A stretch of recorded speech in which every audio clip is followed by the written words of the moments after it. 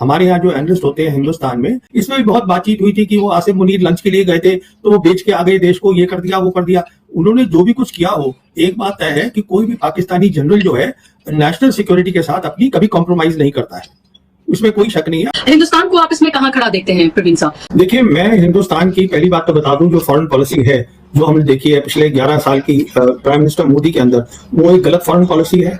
वो foreign policy है जो ये नहीं समझ रही है कि दुनिया बदल गई है, और जहां तक बदलाव का ताल्लुक है, मैं कोई बदलाव नहीं देख रहा हूं। बिल्कुल हमारा नुकसान होगा इसमें, मैं तभी बदलाव नहीं देख रहा हूं क्योंकि हमारे लिए हमने तय कर लिया है कि हमें ग्लोबल नॉर्थ के साथ ही खड़ा होना है। जहां लग रहा था कि ये वर्ल्ड वॉर 3 की शक्ल लेने वाला है, अब तो कुछ बड़ा होगा, रशिया और चीन तो पहले से ही ईरान के साथ हैं, नॉर्थ कोरिया भी है, तो लोगों को लग रहा था कि वर्ल्ड वॉर 3 बस अब होने ही जा रही है, और फिर चंद घंटे बाद पूरी सिचुएशन बदल गई। इन चंद घंटों में यही हुआ है कि जो डोनाल्ड ट्रंप जब प्रेशर में आए हैं तो उन्होंने पहले से ही सोच के रखा था कि मैं ये एक लिमिटेड एक्शन करूंगा, ये लड़ाई खत्म नहीं हो जाएगी, ईरान लड़ाई में कभी भी हारेगा नहीं, और बहुत ताकतें हैं जो ईरान को बैक करेंगी। पाकिस्तान समझता है मेरी जियोपॉलिटिक्स कहाँ है, पाकिस्तान जो है वो समझता है अपनी मेरी नेशनल सिक्योरिटी क्या है, पाकिस्तान समझता है कि ईरान कितना इंपॉर्टेंट मुल्क है मिडिल ईस्ट के अंदर। जब दुनिया पूरी जो है 80% पॉपुलेशन जो है ग्लोबल साउथ वो शांति चाहती है, डेवलपमेंट चाहती है, हम उस रास्ते पे जा रहे हैं जहां सिर्फ अशांति ही है। इजराइल का तो मैं ज्यादा बोलता भी नहीं हूँ, वो तो इन एनी केस जो है इजराइल इज वन कंट्री जिसको सब मुस्लिम और अरब कंट्रीज को कंडेम करना चाहिए for the genocide that they are doing in Gaza. मैं तो उनकी बात भी नहीं कर रहा हूँ। मैं ये नहीं कह रहा हूँ कि रशिया बॉम्ब दे देगा, न्यूक्लियर बॉम्ब ईरान को बॉम्ब नहीं चाहिए है बाहर से। ईरान के पास नॉलेज है बनाने की, जो इतना कर सकता है वो 90% भी कर सकता है न्यूज में, उसके पास सब नॉलेज है, उसको थोड़ी मदद चाहिए, तो वो रशिया क्यों नहीं मदद करेगा? रशिया उनकी मदद कर ही रहा है। प्रवीण सुहाने भारत के top journalist, top analyst defence के, वो जब भी बोलते हैं भारत के बड़े बड़े ऐवानों में भौंचाल आ जाता है। और जो एक बयानिया बनाया गया पाकिस्तान आर्मी के खिलाफ जिसमें भारत की पूरी मशीनरी एक्टिव थी, अरबों रुपए का उन्होंने फंड इसमें लगाया, जिसमें गोबर आरिया हो, जनरल बख्शी हो, इवन के पाकिस्तान में भी कुछ ऐसे लोग उसमें शामिल हुए जो इनडायरेक्टली वही बयानिया टो कर रहे थे कि जनरल आसिम मुनीर ने ट्रंप के साथ जो लंच किया है वो पाकिस्तान को बहुत भारी पड़ेगा। पाकिस्तान ने अड्डे दे दिए, बेसिस दे दी, और पाकिस्तान बिक गया है चंद डॉलरों के खातिर अमेरिका के आगे।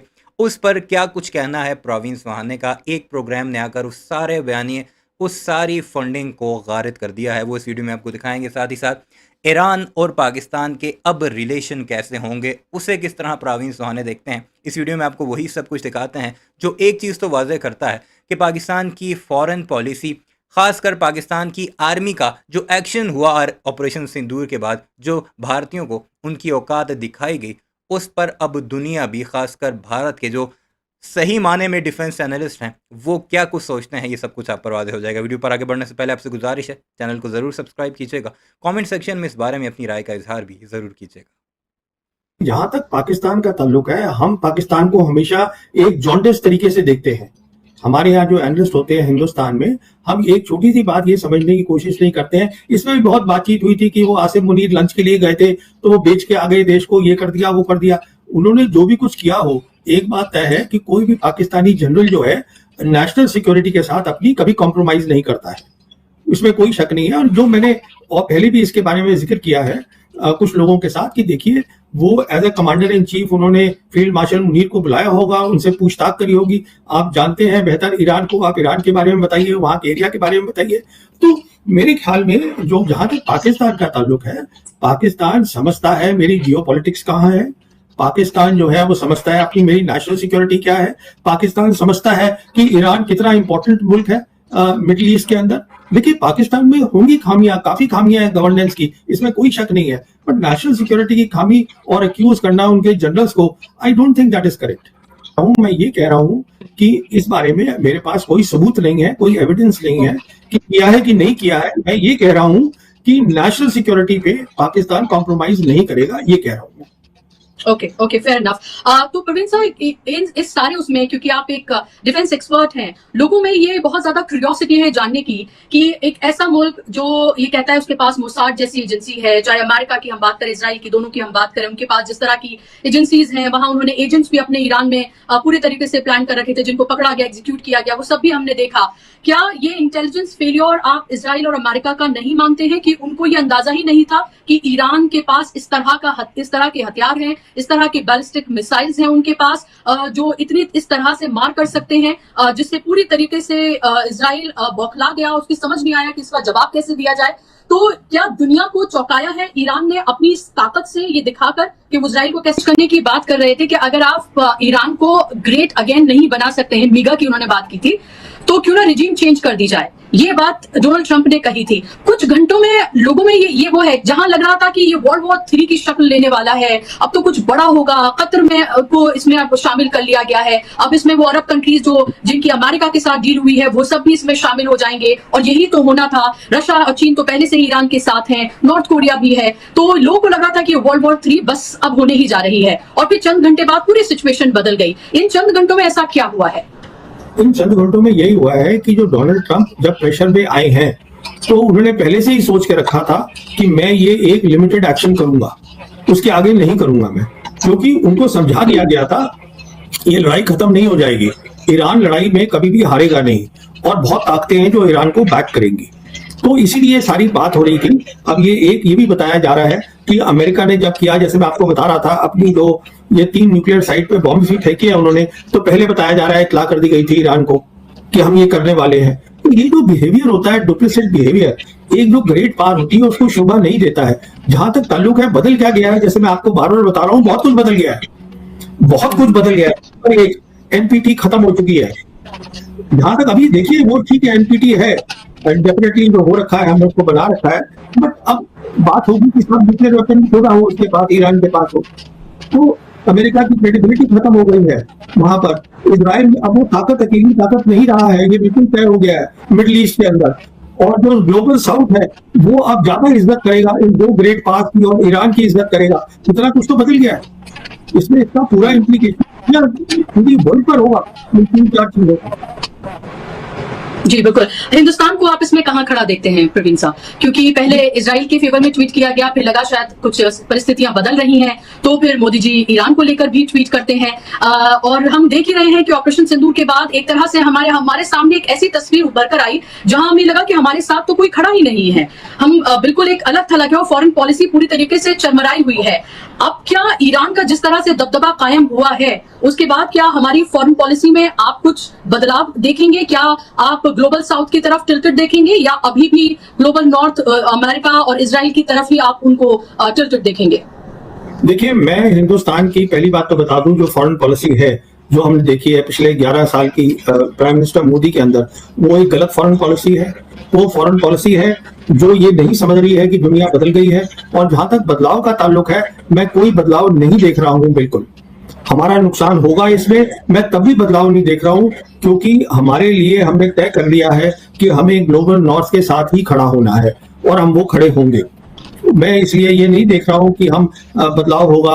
और नुकसान देखिए कितना होगा। ये जो दोनों कॉरिडोर की बात हो रही थी, नॉर्थ साउथ कॉरिडोर और ये India middle east Europe corridor, अब ये दोनों कॉरिडोर क्या रहे, खत्म हो गए खत्म। अच्छा, जो हमारी गहरी दोस्ती थी ईरान के साथ, वो अब क्या हो गया, उस पर अब शक पड़ गया है, उसमें तो बहुत सवाल उठेंगे। अब जहां तक हम खड़े होते थे हमेशा हमारी फॉरेन पॉलिसी पैलेस्टीनियन के साथ, हमने उनको भी छोड़ दिया।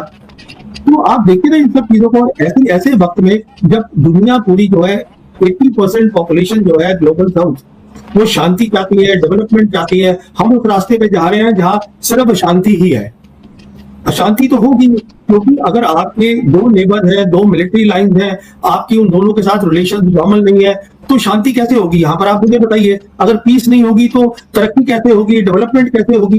वही तो मैं कहता रहता हूँ कि हमारी फॉरेन पॉलिसी गलत है, हमें इसको सीधा करना है, हमें अपनी हिस्ट्री समझनी है, जियोग्राफी समझनी है, हमें अपनी नेशनल पावर समझनी है, कितनी है, बहुत लिमिटेड है।